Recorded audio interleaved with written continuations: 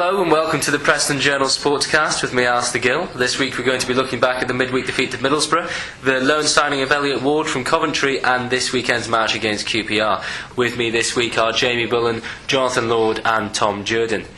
Alright, so Preston went down to Middlesbrough 2-0 in midweek. A lot of Middlesbrough fans thought Borough played badly, but Preston seemed to be in a right mess if they can't even... They didn't put up much of a fight, did they, John? Well, the thing is, if you play badly and you win 2-0, no one's going to be complaining. So Preston have got this problem, I think, at the moment where they can play decent football, but they're not creating the chances and they're certainly not proper scoring, especially away from home. Their away record is very disappointing. 12 defeats already this season. That's close to relegation form on the road, whereas the home form, they've won 8 and they've only lost 3. So it does show a real lack of consistency generally, and that is why they're 15th in the table and they don't seem to be going anywhere.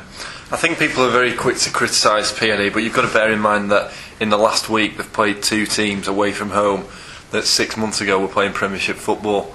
So I think that's something that you've definitely got to take into account. Obviously, they'd have liked to thought at the start of the week that they'd get at least probably aiming for 1 point out of the two games.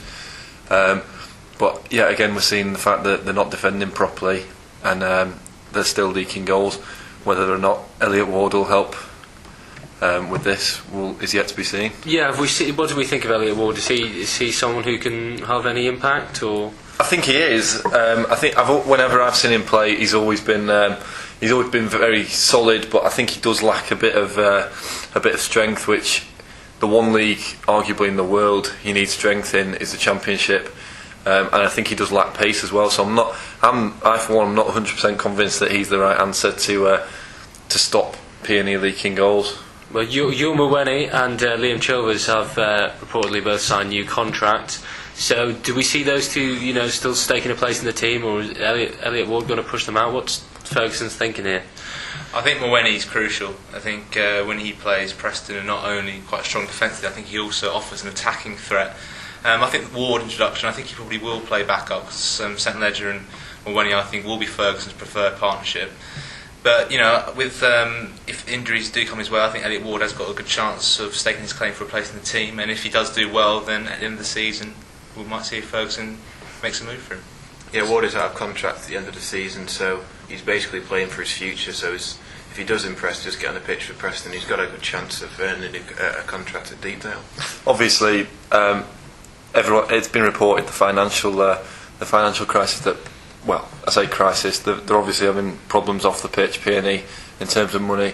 And I think that if Ward does impress, he'd be a good option simply because of the fact they wouldn't have to pay a penny to secure his services. It does seem likely. Ferguson has come out and said that, hasn't he? He said in the papers that he wants Ward. He's looking at him as a future centre back. He's not looking at him to push into the team, I don't think. So Elliot Ward maybe one for the future if he can impress. John, you did touch on this point that Preston are now only 9 points off the relegation place. It's not exactly where fans would have expected the team to be when Ferguson came in. Is it beyond the realms of possibility that they go down? Well, no, there's still a possibility.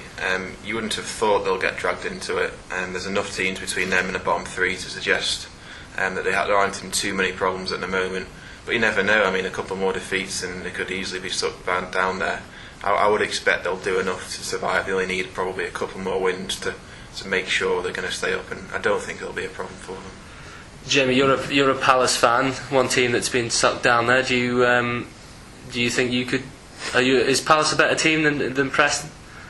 Sadly, not. No, I think Preston fans who are worried that going down shouldn't be. I think they've got a good team. They've got a good form at home. I think they'll be absolutely fine. I don't think there's any danger of them getting sucked in. The only thing that's preventing Preston, I think, from becoming a team champion for the playoffs is a big target man. I feel like we come back to it every week, and I think missing Welbeck was crucial because they've got no one. We've got John Parkins, one of the biggest target men around. I think what Jamie means is someone to play off these target men. They've got a lot of target men and arguably that's the problem they do have. They have big lads up front, and often 2 of them are paired together. They have Neil Mellor, they have John Parkin, Chris Brown, I think he's called. If one of those can go get 20 goals a season, then I think Preston could easily be challenging the playoffs. That's right, but I think they do need sort of like a killer instinct. A striker to play off them, to pick up the second ball, and to get in behind defences after one of the people I've just mentioned have flicked a ball on or have used the physical presence to create an opportunity. I think the case is they're one-dimensional up front. They've got these target men, Brown, Mellor and Parkin. There's no pace, and really if you're looking at one of them to get 20 goals a season, I don't think either of those three are capable of getting that in this league. So they're lacking that. So Elliot Ward was wise we were bringing another defender then. Folks are making some odd choices. Should he not be looking for a striker? Well, I think that'll certainly be one of his priorities over the summer, to bring in a lively forward, someone with a bit of pace, someone with a bit of guile, someone who can stick the ball in the net on a regular basis. So he might go back to his old club and get Aaron McLean, because he was very, very prolific certainly in League One, and I think he has done quite on the Championship. And obviously, if you're playing up from Preston, you're going to get more opportunity playing up from Peterborough, so that could be an option for Darren Ferguson if Peterborough do go down. The only thing with that is we come back to it again, the financial implications behind it. I don't think Peony have got a lot of money to throw around, and I certainly don't think they will have in the summer if they're on about increasing these loans that we've seen in the last few weeks. I think with McLean it could be an issue because he was meant to be heading north of the border to Hearts, had a trial there, and then obviously Hearts got no money, so if Peony are in the same position, can't see him going. But yeah, it's certainly the sort of player they need, I think. This weekend Peony have got QPR, 3 more initials against each other.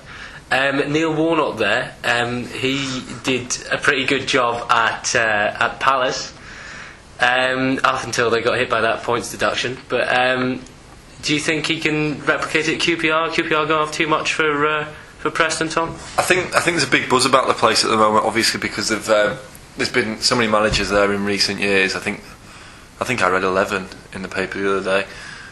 Don't quote me on that, but I think the fact that they have secured someone who's so experienced in the Championship in the form of Neil Warnock, I think there's going to be a buzz about the place. I think there has been for the last sort of month or so, and I think the results will come out on the pitch, which will make it tough for PNE.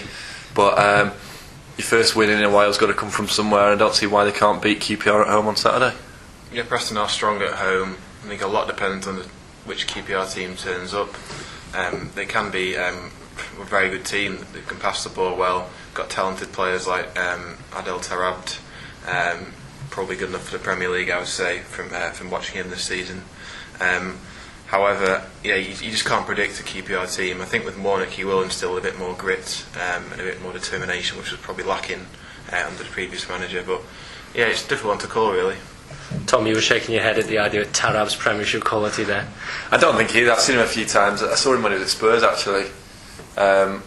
I saw him at Ewood Park when he was at Spurs. He seemed lightweight to me. I like to say, obviously the Championship is a physical division, and he'd coped well in it. But I personally think that the Championship is completely different ball game at the moment to the Premiership, and people do get carried away when they see good players in the Championship. You say that, but like Aaron Ramsey hardly played in the Championship. He couldn't so perfectly until his injury. Perfectly fine in the Premiership. I think there is a lot of decent players. There certainly is, and young players like that, if they're given a chance, Theo Walcott's another one.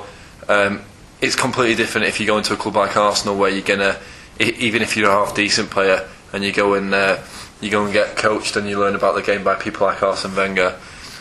You've got much better chance. Well, I think I'll put some money on Tarab to score and a 1-0 win to QPR now. I don't think you'll be right. Anyway, I think I'll disagree with you, Alistair. Right, fair enough. That's all we've got for this week. Join us again next week when we'll be discussing the 1-0 defeat to Preston with Tarab scoring and any other Preston news. Thanks for listening.